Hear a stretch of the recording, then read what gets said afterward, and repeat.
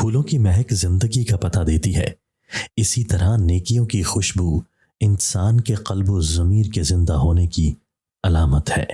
دنیا میں عورت کی عزت 3 باتوں سے ہے۔ اول، کسی سے حاجت مت چاہے۔ دوم، کسی کی بدخوئی اور برائی نہ کرے۔ سوم، کسی غیر محرم کے ساتھ الفت و محبت نہ رکھے۔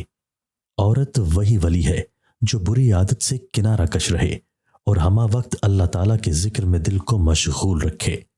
اللہ کی ولی وہی ہے جس نے حیا کو اپنا حسن زیور بنایا ہے۔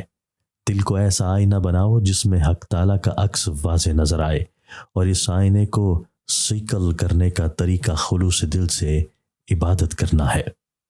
جس طرح بصارت کی ایک حد ہوتی ہے، اسی طرح عورت کی عقل کی بھی ایک حد ہوتی ہے۔ سب سے بہترین عقل رکھنے والی عورت وہی ہے جس نے اپنے دین کو تھامے رکھا۔ دعا کا صحیح حقدار وہی ہے جو دین اور دنیا دونوں معاملہ میں رحمت حق سے نا امید نہ ہو۔ جب تک ایمان کی رسی کو نہیں پکڑو گے، اس وقت تک جنت کے حقدار نہیں بن پاؤ گے۔ جو بندہ بےہودگی کی حد تک تکبر کرتا ہے، گویا وہ اپنے آپ کو ذلت کے اندھے کنویں میں گراتا ہے۔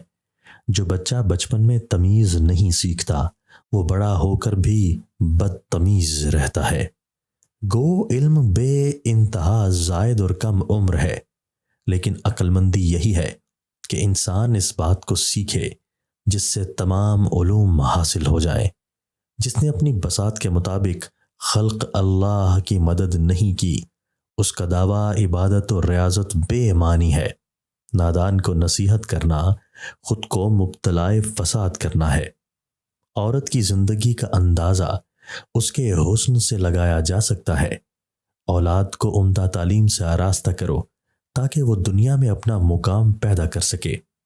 طمع، تنگ دستی اور قناعت مالداری ہے، اس راستے سے جس سے کسی کو فائدہ نہ ملے اور لوگوں کا دل دکھے، وہ لا یعنی ہے اور اس سے پرہیز ضروری ہے۔ انسانی جسم کے اندر گردش کرنے والے خون کے 2 نشتر ہیں۔ خواہ کتنے ہی مصائب کے پہاڑ ٹوٹیں، عزم اور استقلال کا دامن ہاتھ سے نہ چھوڑو۔ الفت محبت یہ ہے کہ دونوں جانب دلوں میں ایک عجیب تپش موجود ہو۔ آنکھیں پیلی ہو جائیں تو پانی زیرہ ڈال کر پی لو، آنکھیں اسی وقت سفید ہو جائیں گی۔ صابر عورت وہ ہے جو کبھی بھی اپنی زبان پر شکوہ نہ لائے۔ بیمار محبت یا الفت کا علاج دیدار یار کے علاوہ کچھ بھی نہیں۔ زندگی اعلیٰ و عرفہ بنانا چاہتے ہو تو 4 باتیں اختیار کر لو: نیک گفتاری، نیک کردار، نیک صحبت، نیک نیت۔ سخاوت و بخشش یہ ہے کہ دوسروں کے عیب جاننے کی کوشش نہ کی جائے۔